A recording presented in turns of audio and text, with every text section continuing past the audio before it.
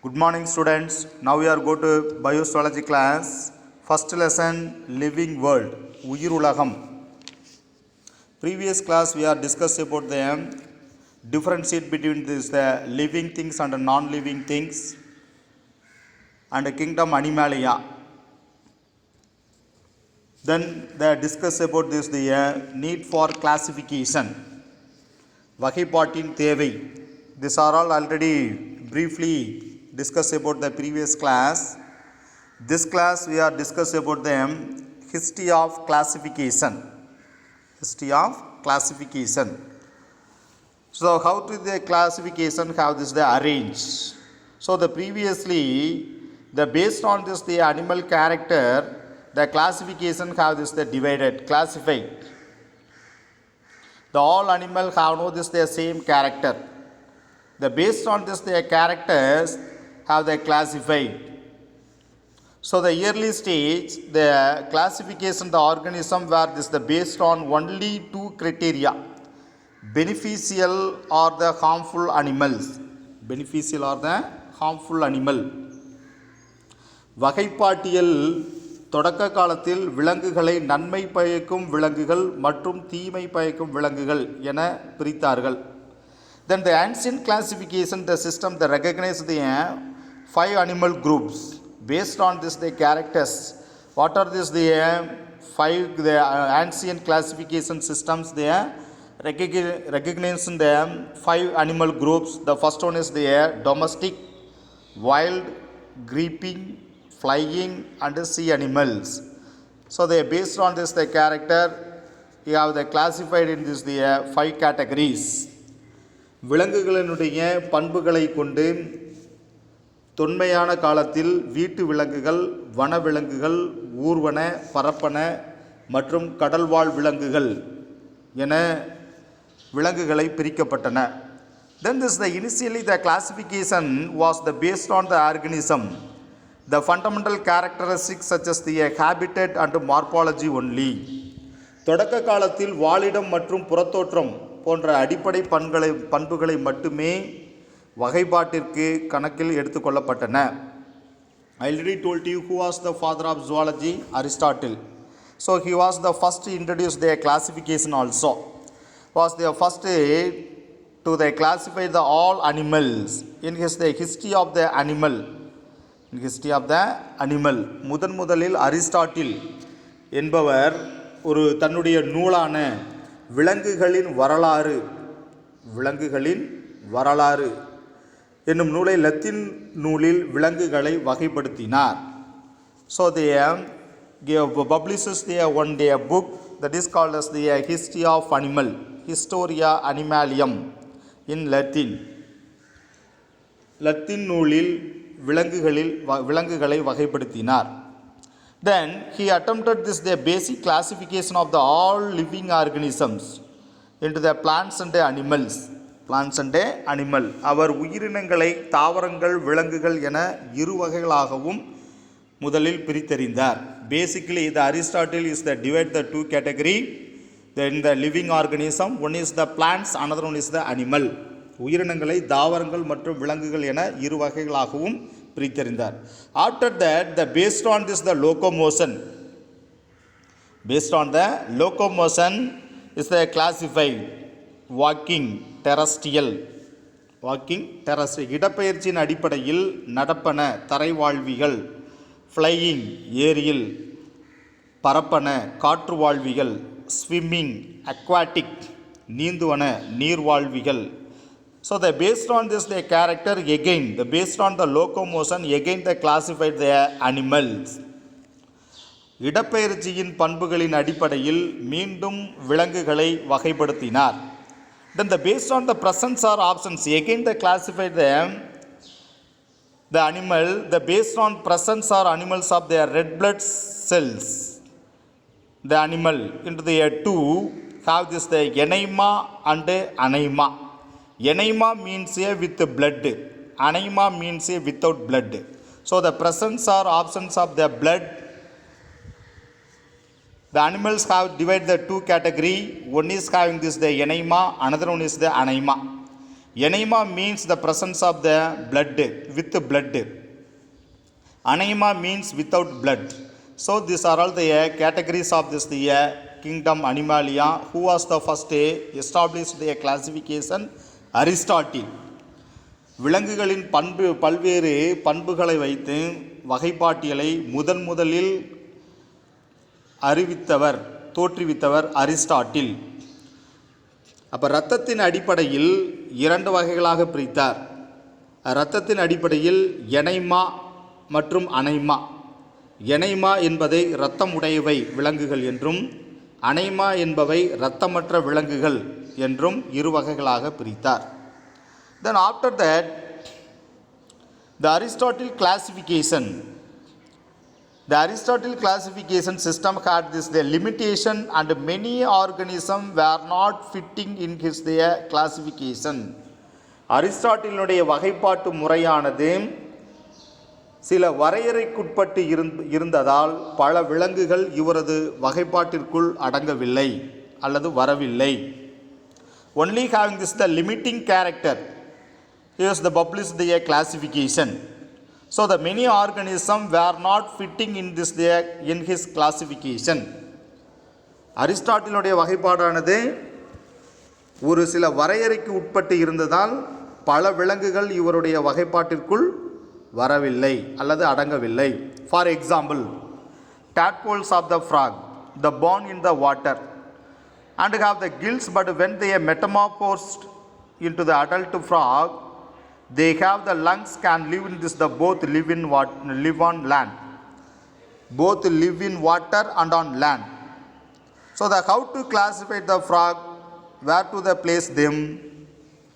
இதற்கு எடுத்துக்காட்டாக தவளையின் தலைப்பிரட்டையானது நீரில் பிறந்து வளரும் போது செவுள்களை பெற்றுள்ளது. ஆனால் அவை வளர்ந்து உருமாற்றம் அடைந்த பின்பு நிலத்தில் வாழ நுரையீரலை பெறுகிறது. எனவே அவைகளால் நீர் மற்றும் நிலத்தில் ஆகிய இரண்டிலும் வாழ முடிகிறது. இதனை எவ்வாறு வகைப்படுத்தி அதற்கான இடத்தை நிர்ணயம் செய்வது? These are all not classified this the Aristotle. இவைகளை குறிப்பாக அரிஸ்டாட்டிலால் வகைப்படுத்த முடியவில்லை.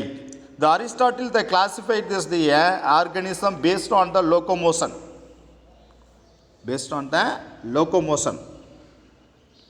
இடப்பெயர்ச்சியை அடிப்படையாக கொண்டு அவரது வகைப்பாட்டில் பறக்கும் திறன் கொண்ட ஒரே ஒரு பண்பை மட்டும் கொண்டு பறவைகள், வௌவால் மற்றும் பறக்கும் பூச்சிகள் அனைத்தையும் ஒரே தொகுதியின் கீழ் வகைப்படுத்தினார்.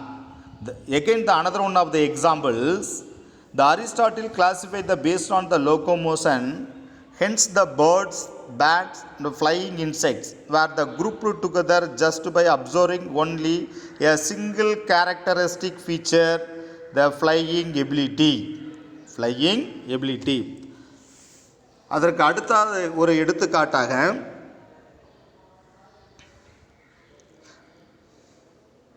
இடப்பெயர்ச்சியை அடிப்படையாக கொண்ட அவரது வகைப்பாட்டில் பறக்கும் திறன் கொண்ட ஒரே ஒரு பண்பை மட்டும் கொண்டு பறவைகள், வௌவால் மற்றும் பறக்கும் பூச்சிகள் அனைத்தையும் ஒரே தொகுதியின் கீழ் வகைப்படுத்தினார். On the contrary of the observed above the said, இதற்கு மாறாக the examples of this the ostrich, emu, penguin are all birds but cannot fly. So the Aristotle would not have the classified as the birds. இதற்கு மாறாக நெருப்புக்கோழி, emu மற்றும் பென்குவின் போன்றவை பறக்கும் திறனற்ற பறவைகளை பறவை இனத்தில் சேர்க்கவில்லை. So the Aristotle is not briefly explained the classification based on the character. Aristotle விலங்குகளின் பண்புகளை கொண்டு விரிவாக அவரால் விளக்க இயலவில்லை. Then when this the in spite of this the limitation of the Aristotle classification system is the followed for the more than 2000 years up to 1700. ஆனாலும் இவரது வகைப்பாடானது 2000 ஆண்டுகளுக்கு மேல், அதாவது கிபி 1700 வரை புழக்கத்தில் இருந்தது. So the Aristotle only is they classified the limiting characters. So have a lot of confusion. Aristotle விலங்குகளுடைய ஒரு குறிப்பிட்ட பண்புகளை கொண்டு மட்டும் வகைப்படுத்தியதால் இவருடைய வகைப்பாட்டில் நிறைய குழப்பங்கள் அல்லது குறைபாடுகள் காணப்பட்டன. Then after the Aristotle is the student the Theophrastus. The constitute their research in the classification of their plants, and he was known as the father of botany.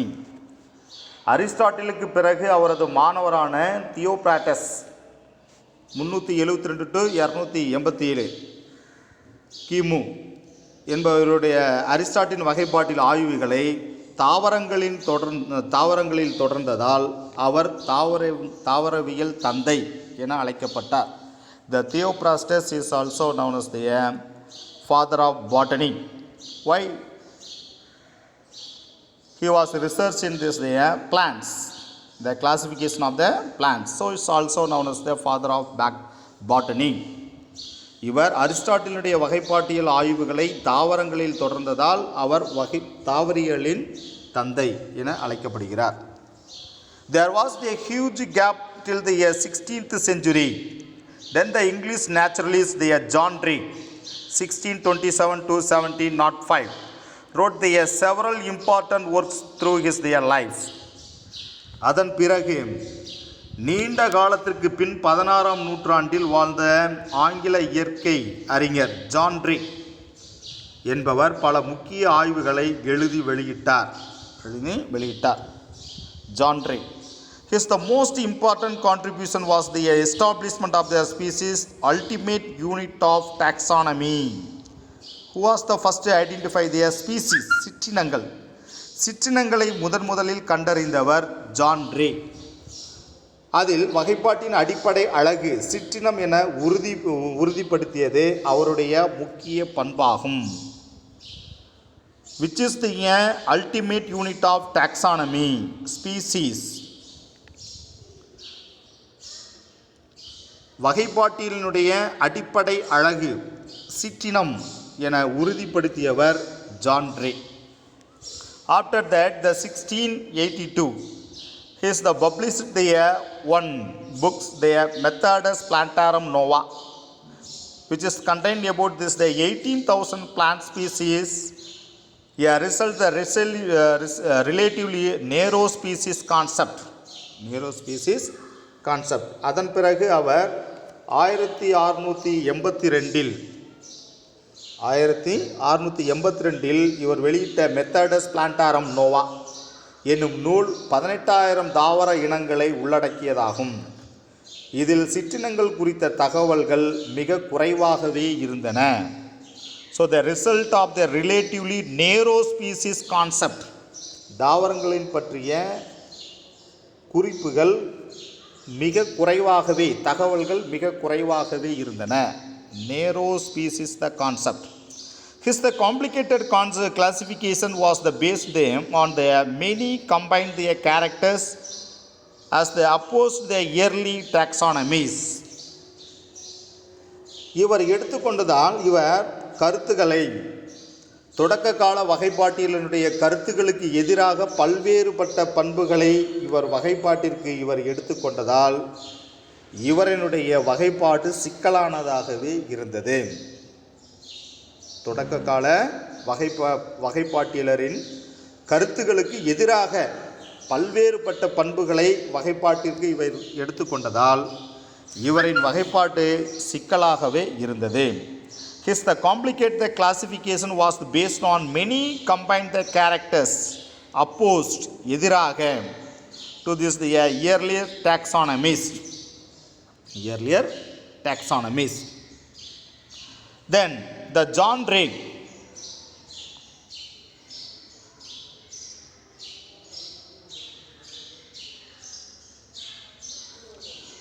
Dee also aimed at the published the complete system of the nature which include the work on the mammals, reptiles, birds, fish and insects. மேலும் இவர் பாலூட்டிகள், ஊர்வன, பறவைகள், மீன்கள் மற்றும் பூச்சிகள் என இயற்கையின் அனைத்து அமைப்புகளையும் உள்ளடக்கிய ஒன்றை வெளியிட வேண்டும் என்பதே ஜான் ரேயினுடைய நோக்கமாகும். John Ray also aimed at publishing a complete system of the nature, which include the work on the mammals, reptiles, birds, fish and insects. இதுவே அவருடைய நோக்கமாகும். After the John Ray, come to this the another one scientist, Swedish the biologist Carolus Linnaeus, 1707 to 1788, the father of modern taxonomy and founder of the modern systematic development, the scientific system of the taxonomy, the binomial nomenclature, which is still with a modification in use. So who was the father of modern taxonomy? Carolus Linnaeus. நவீன வகைப்பாட்டியலுடைய தந்தை Carolus Linnaeus. இவர் Sweden நாட்டைச் சார்ந்த நவீன வகைப்பாட்டியலின் தந்தையும் நவீன இனத்தொடர்பை நிறுவியருமான Carolus Linnaeus ஆவார். இவர் அறிவியல் அடிப்படையிலான வகைப்பாட்டு முறையையும் இரு சொற்பெயரிடும் முறை பைனாமல் நாமன்கிளாச்சர் உருவாக்கினார். அதுவே இன்று வரை சில மாறுபாடுகளுடன் பயன்பாட்டில் உள்ளது. which is still with a modification in use. இன்று வரை சில மாறுபாடுகளுடன் பயன்பாட்டில் உள்ளது. So he was a father of modern classification. Then the Aristotle to this the Linnaeus, who was the father of zoology and father of classification, Aristotle. From the Aristotle to the Linnaeus,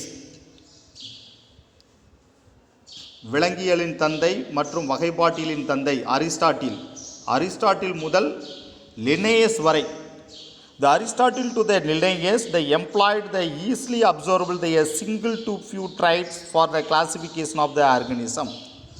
Aristotle முதல் Linnaeus வரை எளிதில் அறியக்கூடிய ஒரு பண்பையோ அல்லது சில பண்புகளை மட்டுமே கவனத்தில் கொண்டு உயிரினங்களை வகைப்படுத்தினர். ஒரு சில பண்புகள், ஒரு பண்பையோ அல்லது சில பண்பையோ மட்டும் கவனத்தில் கொண்டு வகைப்படுத்தினர். A single to few traits for the classification of organisms. With increase the knowledges of the several biological domains, many characters were they considered they classifying the organism. அதன் பிறகு காலப்போக்கில் உயிரினங்களின் பண்புகள் குறித்த அறிவு பெருகியதன் விளைவாக அதிக அளவிலான பண்புகளை வகைப்படுத்த கருதினர்.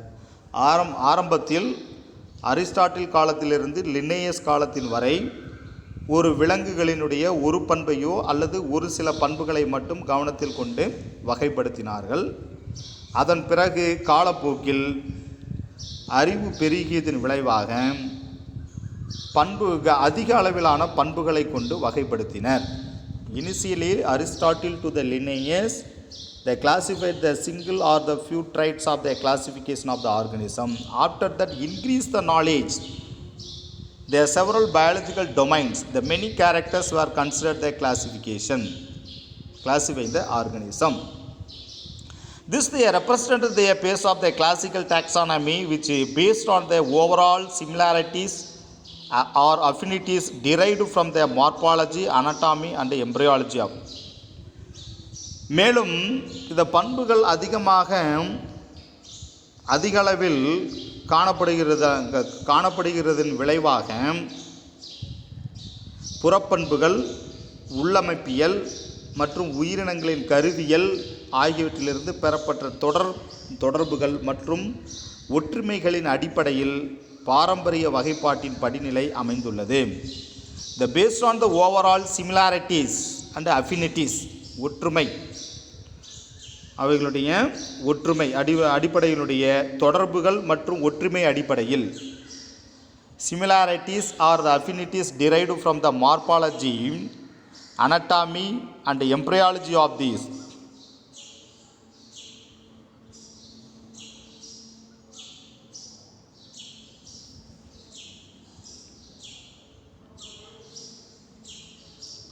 Embryology of the organism.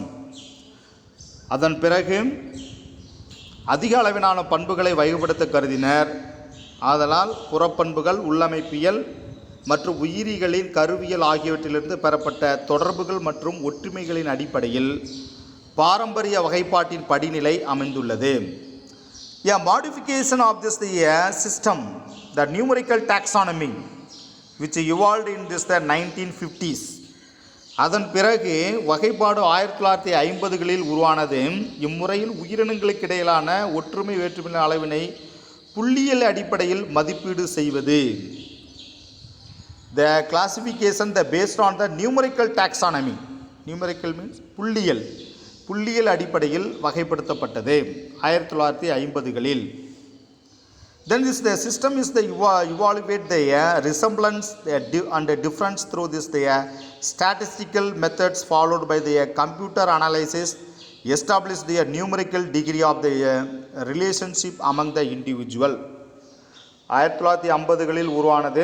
எண்ணிக்கை அடிப்படையில் நியூமரிக்கல், இதிலிருந்து சற்று மாறுபட்ட எண்ணிக்கையில் அடிப்படையிலான வகைப்பாடு 1950களில் உருவானது. நியூமரிக்கல் டாக்ஸானமி, எண்ணிக்கையில் அடிப்படையிலான வகைப்பாடு 1950களில் உருவானது. அதன் பிறகு இம்முறையில் உயிரினங்களின் இடையிலான ஒற்றுமை மற்றும் வேற்றுமைகளின் அளவை புள்ளியியல் அடிப்படையில் மதிப்பீடு செய்து. After that is the following this the in the evaluate resembling this the through the statistical method. Statistical means புள்ளியியல். Statistical method the followed by the computer analyze to establish the numerical degree of the relationship among the individual. ஒற்றுமை வேற்றுமைகளின் அளவை புள்ளியியல் அடிப்படையில் மதிப்பீடு செய்து பிறகு உயிரினங்களின் எண்ணிக்கை அளவிலான தொடர்புகளை கணினி மூலம் பகுப்பாய்வு செய்து அதன் அடிப்படையில் உயிரினங்களை வகைப்படுத்தப்பட்டன. Establish the numerical degree of the relationship among the individual. Then the latter the biologists they initiate the studies on this the evolutionary and genetic relationship among the organism which emerge of this the phylogenetic classification or the cladistics. This is the important for the 2-mark question. What is meant by phylogenetic classification or the cladistics? Last time the classification evaluate the statistical methods followed by the computer analysis establish the numerical degree of the relationship among the individual. இறுதியாக விலங்குகளுடைய ஒற்றுமை வேற்றுமைகளுடைய அளவை புள்ளியியல் அடிப்படையில் மதிப்பீடு செய்து பிறகு உயிரினங்களின் எண்ணிக்கை அளவிலான தொடர்புகளை கணினி மூலம் பகுப்பாய்வு செய்து அதன் அடிப்படையில் உயிரினங்களை வகைப்படுத்தப்பட்டன. அதன் பிறகு உயிரினங்களுக்கு இடையான பரிணாம மற்றும் மரபியல் தொடர்புகளை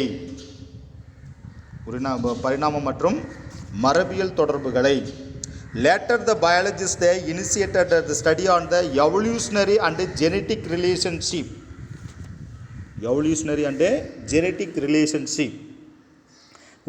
உயிரினங்களுக்கு இடையான பரிணாமம் மற்றும் மரபியல் தொடர்புகளை.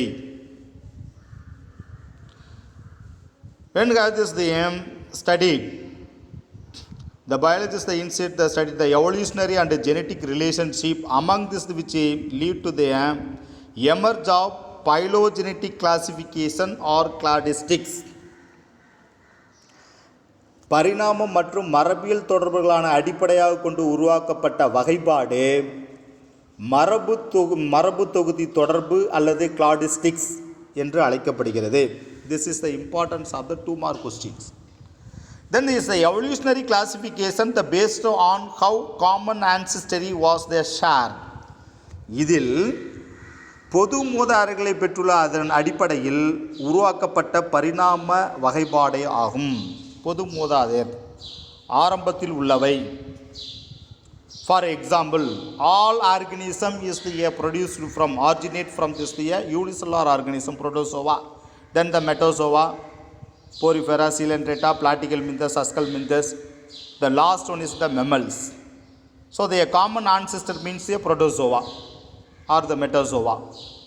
So that is called as the common ancestry. பொது மூதாதையர்கள். அப்போ பொது மூதாதையர்களிலிருந்து அடிப்படையில் உருவாக்கப்பட்ட பரிணாம வகைப்பாடே ஆகும். ஒரு செல் உயிரினங்கள், பல செல் உயிரினங்கள், இறுதியாக பாலூட்டிகள். அப்போ பாலூட்டிகளுடைய பொது மூதாதையர்கள் ஒரு செல் உயிரினங்கள் மற்றும் பல செல் உயிரினங்களிலிருந்து பல்வேறு மாறுபாடுகள் அடைந்து இறுதியாக பாலூட்டிகளாக மாற்றமடைந்தன. Then the cladistics, the classification summarized this the genetic difference between the all species in the phylogenetic tree. Who was the first to introduce the phylogenetic tree? Ernest Haeckel. They introduced the method of the representing this the evolutionary relationship with the help of the tree diagram known as the cladogram. அதன் பிறகு பொது மூதாதையர்களை பெற்றுதலின் அடிப்படையில் உருவாக்கப்பட்ட பரிணாம வகைப்பாடாகும். இதன் மூலம் பல்வேறு சிற்றினங்களுக்கிடையே உள்ள ஒற்றுமை வேற்றுமைகளை உணர்த்தும் ஒரு மரபு தொகுதி மரம் பைலோஜெனட்டிக் ட்ரீ உருவாக்கப்பட்டது.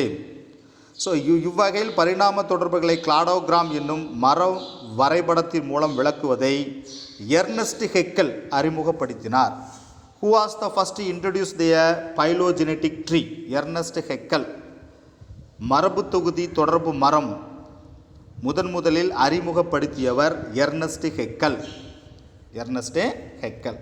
அப்போ what is meant by phylogenetic classification or cladistics? The phylogenetic classification or the cladistics means based on this the animal character, particularly is the relationship between this the evolutionary and genetic relationship. Evolutionary and genetic relationship விலங்குகளுக்கிடையே காணப்படுகின்ற பரிணாமம் மற்றும் உயிரியல் தொடர்புகளை அடிப்படையாக கொண்டு உருவாக்கப்பட்டது. என்ன சொல்கிறோம்? மரபு தொகுதி தொடர்பு அல்லது கிளாடிஸ்டிக்ஸ் எனப்படுகிறது.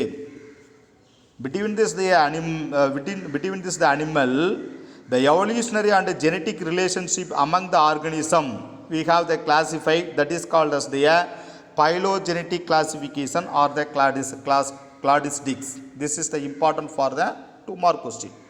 After that the Ernest Haeckel, he was the introduced the phylogenetic tree, such a type of the character from this the ancestor to this the modern animal.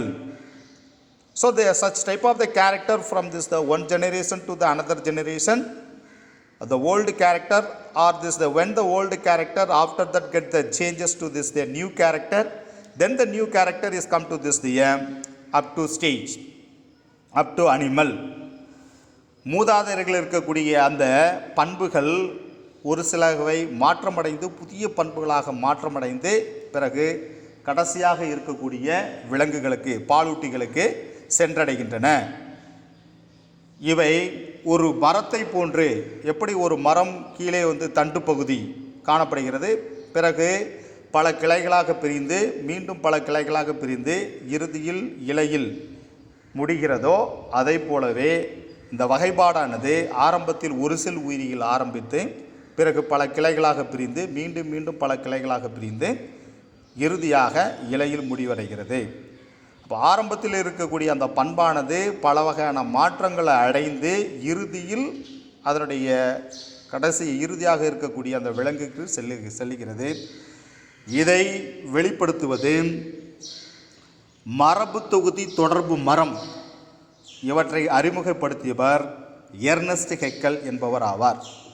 When this the ancient character is the starting from this the initial phylum from the protozoa, then the metazoa, then get this the several changes. When the ancient character get the several changes, then finally get the modified, get the new character, then the new character entered in this the new animal. In this the relationship that is called as the phylogenetic tree. In this the classification having this the tree-like structure, that is called as the phylogenetic tree. The phylogenetic tree, who was the first to introduce? Ernest Haeckel. Ernest Haeckel என்பவர் மரபு தொகுதி தொடர்பு மரம் என்பதை அறிமுகப்படுத்தினார். Then For example, this is the cladogram. This is the cladogram. The first one is there. This is the protozoa, then the metazoa, then the vertebrate, bony skeleton, 4 limbs, amniotic egg, then the egg with the cells, crocodiles, then get the several branches. So have the tree-like structure. Then the body get covered by the hairs. Then again get this the branches. Then finally get the primates. So the initially to the last have the several branches based on the character. So the ancient character get the several changes. After that go to this the particular animal. So have this the tree-like structure that is called as the phylogenetic tree. Phylogenetic tree. இவை மரபு தொகுதி தொடர்பு மரம் ஆரம்பத்தில் ஒரு செல் உயிரியிலிருந்து பல செல் உயிரிகளாகவும் பிறகு மீண்டும் மீண்டும் அதனுடைய பண்புகளை கொண்டு பல கிளைகளாக பிரிவடைகின்றன. இறுதியாக பழைய பண்புகள் புதிய பண்புகள் காலத்திற்கு ஏற்ற மாதிரி புதிய பண்புகளாக மாற்றமடைந்து இறுதியாக புதிய உயிரினங்களுக்கு சென்றடைகிறது. இவை ஒரு மரங்களை போன்று ஒரு மரத்தை போன்று தோற்றமளிப்பதால் இவற்றை மரபு தொகுதி தொடர்பு மரம் எனப்படுகிறது. When such a character is the transfer from the one generation to the another generation, then get the several changes, then finally enter to this the new animal. This is the importance of this the phylogenetic tree. பல கிளைகளாக பிரிவடைகிறது. Have divided their several branches, then finally enter to the new animal. இறுதியாக புதிய உயிரினங்களுக்கு சென்றடைகின்றன. Such a type of the character is the transfer from the one generation to another one generation. ஒரு பண்பானது ஒரு தலைமுறையிலிருந்து அடுத்த தலைமுறைக்கு அதே கடத்தலாம் அல்லது சில மாற்றம் அடைந்து புதிய பண்புகளாகவும் கடத்தப்படுகிறது. When such a character have the same character is the transfer from the one generation to another one generation, or such a character when the modified then get the new character, then the transfer from the one generation to another one generation. This is the importance of this. The next one is this.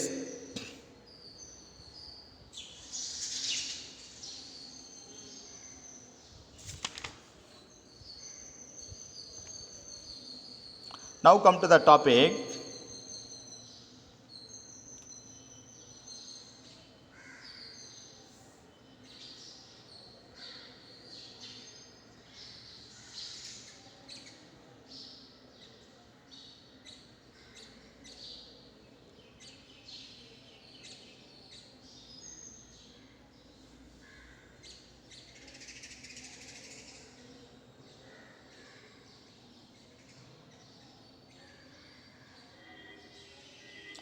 This system is the classification take place into account the ancestral character traits of the basic body, the design which would be the entire group, and derive the characters, the traits whose the structure and functions are different from this the ancestral character. ஒரு தொகுப்பில் உள்ள அனைத்து உயிரினங்களின் உடலில் காணப்படும் மூதாதையர்கள் பண்புகளும் இப்பண்புகளிலிருந்து அமைப்பு மற்றும் வேலைகளில் ஏற்பட்ட மாறுபாடுகளினால் உருவான புதிய பண்புகளும் இவை வகைப்பாட்டில் கருத்தில் கொள்ளப்பட்டன.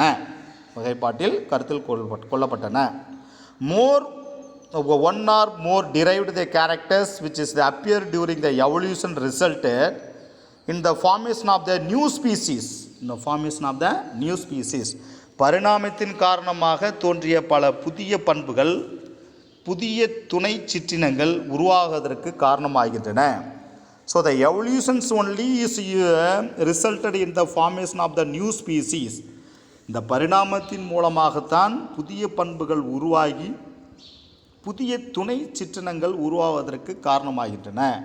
The evolution is the more responsible for this the formation of the new species and new subspecies also. New subspecies. This is the importance of the evolution. In a cladogram, which evolutionary steps is the branch. The cladogram, the evolutionary steps that produce the branching, the all them members. All the members of this would possess the derived characters will not seen in this the organism below the particular branch of points.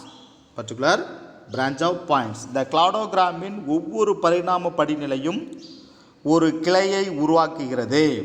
Like the tree like structure, the each trunk is the produce the branches. ஒவ்வொரு மரத்தினுடைய தண்டு பகுதியும் ஒவ்வொன்றும் ஒவ்வொரு கிளையை உருவாக்குகிறது.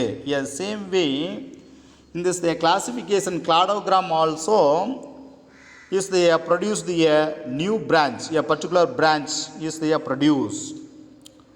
சிற்றினங்கள் ஒவ்வொரு கிளாடோகிராமின் ஒவ்வொரு பரிணாம படிநிலையும் ஒரு கிளையை உருவாக்குகிறது. The arranging the organism is the basis of this the similar or the derived character which differ from this the ancestral character that produce the phylogenetic tree or the cladogram. Phylogenetic tree or the cladogram. எனவே இந்த புதிய பண்புகளை பெறுகின்றன. இப்பண்புகள் மூதாதையர் பண்புகளிலிருந்து வேறுபட்டும் ஒத்த அல்லது பெறப்பட்ட புதிய பண்புகளின் அடிப்படையில் உயிரினங்களுக்கு இடமளித்து அமைவதால் இன வளர்ச்சி மரம் அல்லது கிளாடோகிராம் எனப்படுகிறது. From the ancient period to the modern period, such type of the character, the same character is the transfer from this the ancient period to ancient animal to the modern animal, or the sometimes when the ancient animals of this the character such modified, when the new character is the transfer to this the new animal. ஒரு சில சமயம் மூதாதையருடைய பண்புகள் வேறுபட்டும் ஒத்த அல்லது மாறுபட்ட புதிய பண்புகள் அடிப்படையில் இடமளித்து அமைவதால் இவை இன வளர்ச்சி மரம் அல்லது கிளாடோகிராம் எனப்படுகிறது. மூதாதையர்களில் இருக்கக்கூடிய பண்புகள் எந்த ஒரு மாற்றம் அடையாமல் ஒரு சில சமயம் அப்படியே எடுத்து சென்றாலும் செல்லலாம், அல்லது மூதாதையரில் இருக்கக்கூடிய பண்புகள் ஒரு சில மாற்றம் அடைந்து புதிய பண்புகளின் அடிப்படையில் அவை எடுத்து செல்லப்படுகின்றன. இதுவே அதனுடைய இன வளர்ச்சி மரம் அல்லது கிளாடோகிராம் எனப்படுகிறது. So this is the discuss about is known as the phylogenetic tree or cladogram. Phylogenetic tree or the cladogram. Then when the depending on the system of the classification, organism were classified into two or the three kingdom. வகைப்பாட்டினுடைய அடிப்படையில் உயிரினங்கள் 2 அல்லது 3 உலகங்களாக பிரிக்கப்படுகின்றன. 2 kingdom classification or the 3 kingdom classification based on the system of the classification. Then the later into the 4, 5, 6 and now into the 7 kingdom classification. அதன் பிறகு 4, 5 அல்லது 6 என்றாகி தற்பொழுது 7 உலகங்கள் வகைப்பாடாக பிரிக்கப்பட்டுள்ளன. முதலில் ஊருலக வகைப்பாடு, 2 உலக வகைப்பாடு, 3, 4, 5, 6, இப்பொழுது 7 உலக வகைப்பாடு என காணப்படுகிறது. So who was the first to introduce the 5 kingdom classification? This is the important for the 1 mark question. R.H. Whittaker, the 1969, he was the proposed the 5 kingdom classification. R.H. Whittaker என்பவர் 1969 ஆண்டு 5 உலக கோட்பாட்டினை உருவாக்கினார். In this the kingdom defined this where Monera, Protista, fungi, plantae, animalia based on the cell structure, mode of the nutrition, mode of reproduction and phylogenetic relationship. 5 உலக வகைப்பாடு முதலில் அறிமுகப்படுத்தியவர் R.H. Whittaker 1969 ஆண்டு. இவர் செல் அமைப்பு, உணவூட்ட முறை, இனப்பெருக்க முறை மற்றும் மரபு வழி தொடர்புகளை அடிப்படையாக கொண்டு மொனீரா, புரோட்டிஸ்டா, பூஞ்சைகள், பிளான்டே, அனிமாலியா என்ற 5 உலகங்கள் பிரிக்கப்பட்டு பெயரிடப்பட்டுள்ளது. மொனீரா, புரோட்டிஸ்டா, பூஞ்சைகள், அனிமாலியா என 5 உலகங்களாக பிரிக்கப்பட்டுள்ளது. Then the five kingdom classification. Five kingdom classification. This is the five kingdom classification.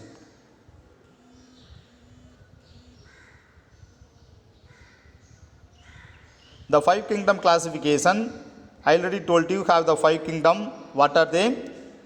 Monera, Protista, Fungi, Plantae, Animalia. Based on the character, he was there established in the five kingdom classification R.H. Whittaker. The first one is the Monera, the cell type. This is the cell type, cell wall, body organisms, mode of nutrition. Based on the salient feature, he was the explained. ஐந்துலக கோட்பாடு. ஐந்துலக கோட்பாட்டில் Monera, புரட்டிஸ்டா, பூஞ்சைகள், தாவரங்கள், விலங்குகள் என 5 உலகங்களாக பிரிக்கப்பட்டுள்ளன. அவை பண்புகள் அடிப்படையில் செல் வகை, செல் சுவர், உடலமைப்பு, உணவூட்ட முறை இவைகளை கொண்டு வகைப்படுத்தப்பட்டுள்ளது. மொனிரா ப்ரோகேரியாட்டிக், நான் செல்லுலார், செல்லுலார், ஆட்டோட்ரோபிக் ஆர் த ஹெட்ரோட்ரோபிக். மொனிரா ப்ரோகேரியாட்டிக், செல்லுலோஸ் அமைப்பு சுற்றுள்ளது, செல்களால் ஆனவை உடல் அமைப்பு, பாடி ஆர்கானிசம் உடல் அமைப்பு. ஆட்டோட்ரோபிக் தன்னூட்டம் மற்றும் சார்ந்துண்ணும் ஊட்ட முறை, உணவை தானே தயாரிக்கும் முறை அல்லது சார்ந்து உண்ணுதல். தென் த Protista, another kingdom is known as the protista, eukaryotic. Then the present in some, சிலவற்றில் செல் சுவர் சிலவற்றில் மட்டும் காணப்படுகிறது. செல்லுலார் பாடி ஆர்கானிசம் உடல் அமைப்பு செல்களால் ஆனவை. Then this the mode of nutrition, autotrophs, heterotrophic தன்னூட்ட முறை, சார்ந்தூட்ட முறை. Then the fungi, next one is the fungi, eukaryotic, cell type cell வகை eukaryotic and sell wall cell சுவர் உள்ளது. தென் த பாடி ஆர்கானிசம் உடல் அமைப்பு, மல்டி செல்லுலார் டிஷ்யூஸ் பல செல் மற்றும் திசுக்களால் ஆனவை. தென் மோட் ஆஃப் நியூட்ரிஷன் உணவூட்ட முறை, ஹெட்ரோட்ரோபிக் சார்ந்துண்ணும் ஊட்ட முறை. Then plantae, the plantae eukaryotic. Then cell சுவர் cell wall presence. Then the tissues and organism உடல் அமைப்பு, body organisms. Tissues is made up of a tissues and organ, திசு மற்றும் உறுப்பு அமைப்பு காணப்படுகிறது. Then the nutrition mode of nutrition உணவூட்ட முறை, ஆட்டோட்ரோபிக் தன்னூட்ட முறை. தென் ஃபைனலி த அனிமாலியா விலங்குகள், யூகேரியாட்டிக் செல் வகை type of sell eukaryotic. Then this the cell wall cell சுவர் இல்லை. தென் பாடி ஆர்கனைசேஷன் உடல் அமைப்பு, the body is the made up of tissues organ system திசு உறுப்பு மற்றும் உறுப்பு மண்டலங்களாக அமைந்துள்ளது. Then the mode of nutrition சார்ந்து உண்ணும் ஊட்டமுறை, heterotrophic in nutrition. So this is the five kingdom classification. Who was the first to introduce the five kingdom classification? R.H. Whittaker. Based on the character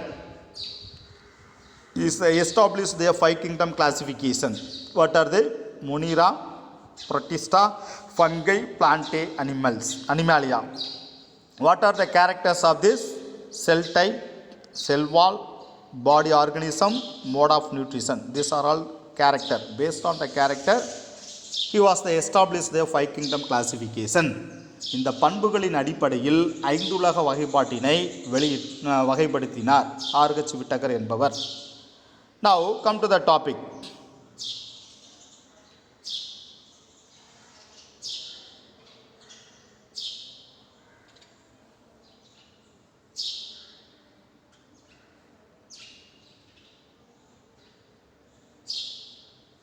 The classification comes this the long way.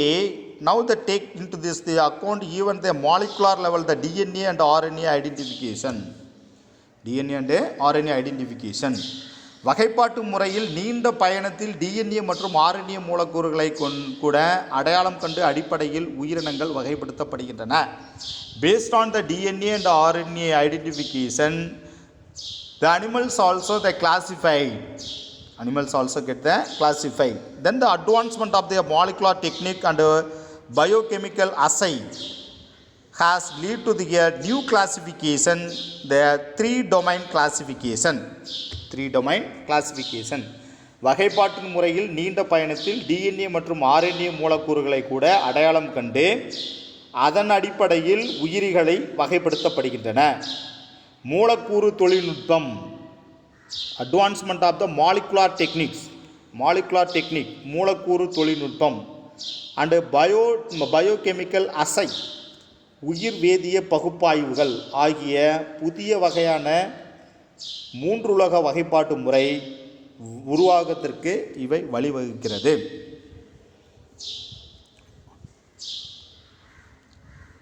This class have you finished. The next class we can go to the next topic. We can go to the next topic. The next topic, three domains of life. மூன்று பேருலக வகைப்பாடு. Thank you.